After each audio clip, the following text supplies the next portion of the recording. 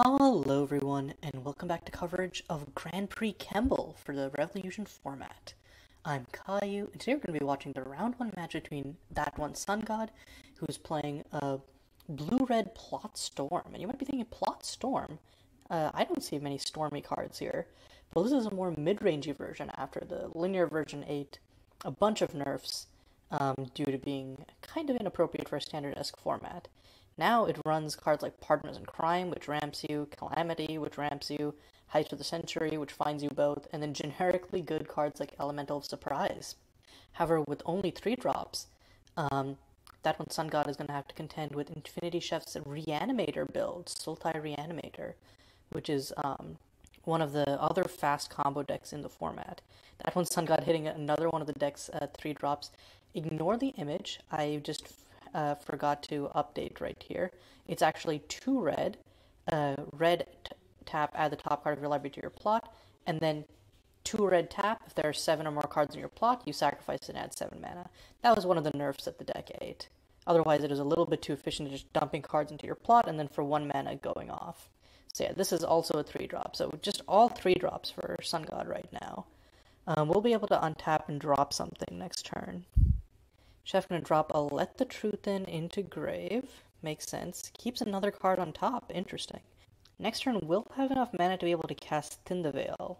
Doesn't really matter here, but I'm wondering what Chef left on top. If not, it must be some other cantrip or something, because it has reanimation spells in hand. Oh, it's a Coke Soul. Well, yeah, okay. This is one of the format's premier reanimation spells, because it's a 1-card combo in and of itself almost, because you get to mill 5 cards. There's a reflexive trigger, so your opponent can grave hate you in response, but if they don't, they're in for a world of hurt. And Chef does have the 5th land in hand right now in the Ascendance Peak. Sungod can untap, attack with Partners in Crime, then Calamity, and then -2 Calamity immediately to kill the Stoic Sentinel. I think that's the only way that Sungod can buy themselves a turn at this point.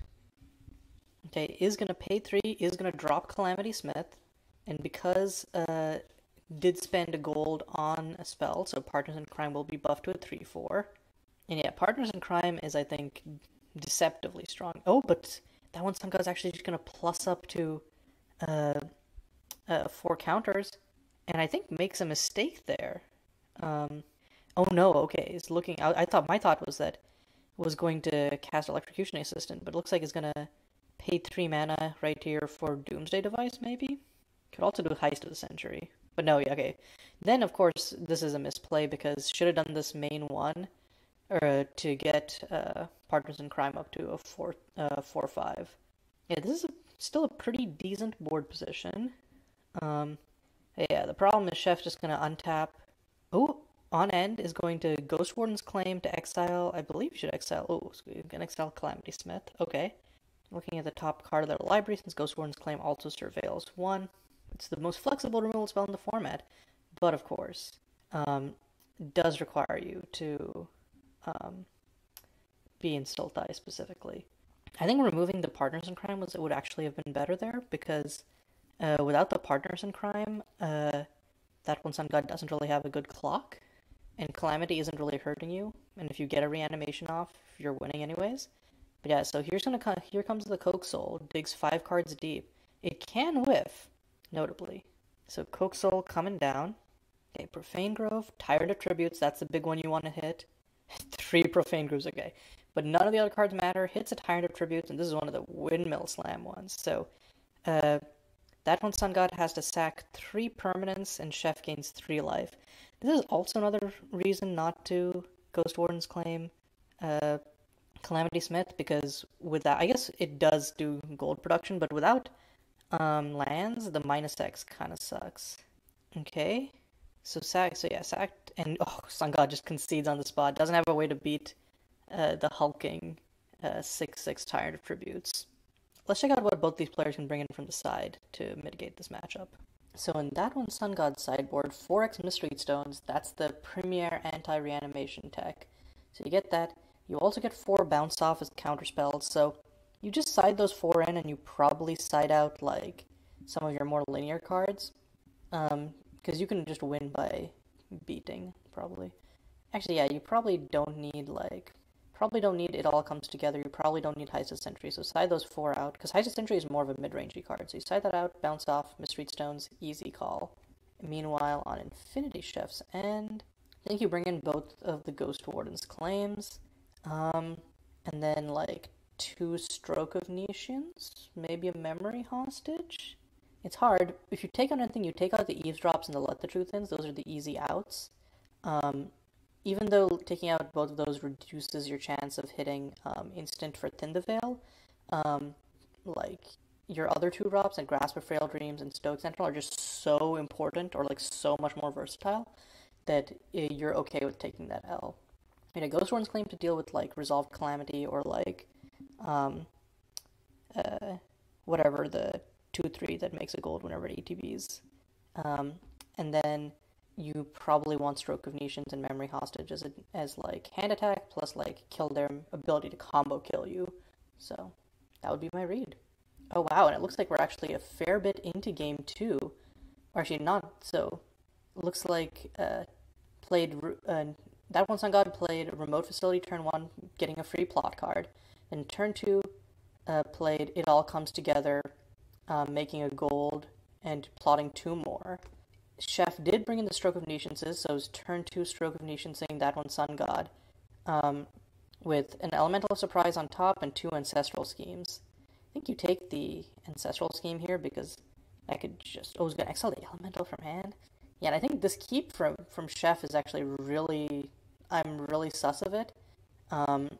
You don't have any proactive plays, and the thing with the Reanimator is you can afford to mulligan more aggressively because, this hand is basically already a 5-card starting hand if you have both Chikyu Champion and Ashen Progenitor.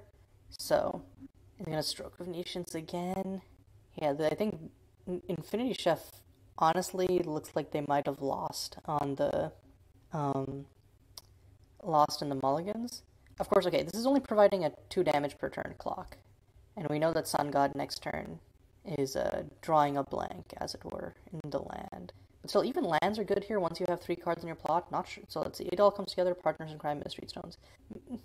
Not insane, but it's still a good plot. Getting 3 cards is still pretty good value. And then It All Comes Together both puts more cards into your plot. So, at this rate, That1sungod is only 2 turns off being able to cast. Oh yeah, and they still have the Ancestral Scheme in hand. So they'll be casting actually up to 6 cards, because you can still hit lands. But they're going to be hitting up to 6 cards off their plot. So, and Chef doesn't, again, Ascendance Peak is good, but has no way to get creatures in graveyard, and also has no way to get 8 mana. So I think that this is looking like a real beating here. And Chef just keeps drawing lands. And this is why Stroke of Nations is not a real turn 2 play. Or, it's not a turn 2 play in the way that you traditionally have turn 2 plays in a Reanimator deck, is because you can't, in Reanimator, the main thing is, the hands that you keep, you want to have at least one, preferably 2 to 3 2 mana plays, because all of your your strategic plannings and your Stoic Sentinels, they all give you a proactive way to quickly set up cards in graveyard, and also ramp or provide win cons. Stroke of Nations doesn't do that because it's purely interactive, so keeping a hand with 2 Stroke of Nations and 2 reanimation targets is it's not a keepable thing. I think it's easy to get scared because you're oh, the deck is mana hungry, the deck is so synergy focused, I should just take the fact that I have a 2 mana play, but it's not really a proactive 2 mana play. And yeah, now is going to be able to swing out for 5 with this just played Electrocution Assistant because of Elemental of Surprise. Also has, God, so many cards in plot right now. And so a single land wins That1sungod, the thing on the spot. And that's another reanimation target. Yeah, this Chef has just been drawing blanks. So we're going to game 3. Chef is on the play this time, but again, we saw that they need to keep a more proactive hand in game 3. Otherwise, That1sungod can just leisurely take their time and just kill him. Ooh, and this would be an amazing hand if Chef had 1 more land. Immediately mulligans. This is much better. You bottom the Chikyu Champion, have turn 1 Eavesdrop, turn 2 Stoic Sentinel, and then you have Coaxed Soul on turn 4 potentially. Meanwhile, That1sungod has a bounce off in their opener, Won't be able to get it down in time to counter the Stoic Sentinel, but will have it up in time to be able to counter the Coke Soul. So Chef is going to need to get another one. Okay, Eavesdrop coming down, and whew, naturally hits the JQ champion on top. That's not what you want to see. Let the Truth in. Not great when you don't have one of those in hand, but still fine. And yeah, now gets to Stoic Sentinel. And ideally here you hit like Grasp at Frail Dreams on top, or you hit another reanimation target on top. If you hit another reanimation target, I think you actually, oh no, puts the Stoic Sentinel in grave. I think that's a big mistake. I think you actually wanted to keep the Stoic Sentinel on top there because Chef doesn't have another play next turn. And keeping the Stoic Sentinel gives you something to do with your mana next turn. I also think that putting Ascendant's Peak in grave is another mistake, though more forgivable because it adds one more type for Thin the Veil. But I think in a matchup where your opponent is bringing in a lot of counter magic, having something that can go under them is super valuable. And now That1sungod has a Mystery Stone, so it's just going to play that out. Yep. So now in response to, and this is pretty awful for Chef because if Chef tries to Coke Soul here, in response, That1sungod just bounce offs it and then keeps the Mystery Stones. So yeah, Coke Soul coming out, and yeah, doesn't even need to crack the Mystery Stones here. Can save it for a future reanimation spell. And because Ascendant's Peak is engraved, doesn't even need to worry about that. And now Chef is kind of in a bind. They have double Let the Truth Ins, which are useless since they don't have anything in hand. The Ghost Warden's Claim, which is good, but not ideal. And That1sungod ruined another bounce off. That's the interaction they need. But it's gonna play. Okay, yeah, it's gonna play the Partners in Crime because that makes a gold, which allows them to keep up both the bounce off and the Mystery Stones, while also stymieing the stone. Oh, and a triple Let the Truth In. Oh no. Yeah, I think if you're Chef, you just Ghost Warden's Claim the Partners in Crime. But the double Elemental of Surprise in hand is still going to be able to do a number on whatever Chef tries to do here. My reaction to your hand, Chef, is this is why you should have, because in chat, InfinityChef is I want to see your reaction to my hand. Unfortunate TM, but also this is why you keep your Stoic Sentinels on top. Again, give yourself more things to do with your mana. Like at this point, oh yeah, and another land. Okay, so That1sungod can go Elemental of Surprise, Electrocution Assistant, hit Chef for 6. Decides not to do either. I guess just to keep up Elemental of Surprise plus Bounce Off. Okay, so in response to the Elemental of Surprise cast, you Let the Truth In to sacrifice a Stoic Sentinel to draw 2 cards.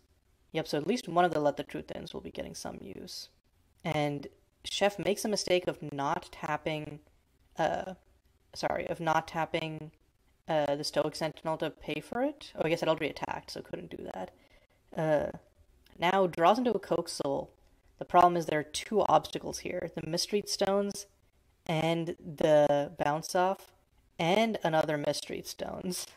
Elemental Surprise 2 going to come down. Gets double buffed, one by its own, one by its partner here. Chef is going to take another 6 damage here. And then next turn takes 8 from Electrocution Assistant being 4 power plus double Elemental Surprise. Conspicuous Homicide to kill one of them. And then if you're Chef, yeah, you just have to go for the Coke Soul and force out the yeah.